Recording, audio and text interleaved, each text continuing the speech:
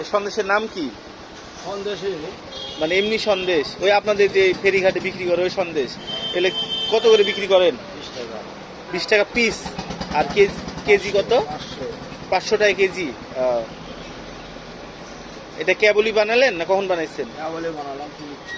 আচ্ছা তাহলে আমাদেরকে একটা দেন তো, একটা টেস্ট করি। একটা কাগজ দেন।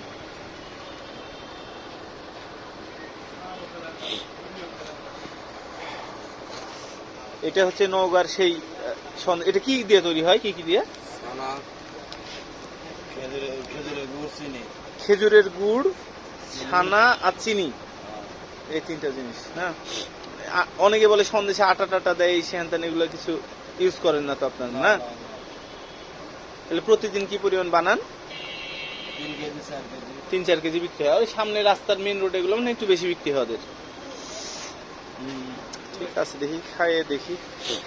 দেন ভাই, এই যে নেন, একটু খেয়ে দেখেন, এটা খাইয়ে আপনার অনুভূতিটা বলেন। টাটকা সন্দেশ তো।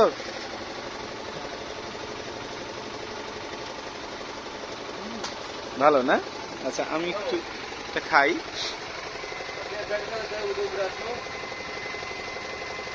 জুস, একেবারে জুস, মানে টাটকা জিনিসের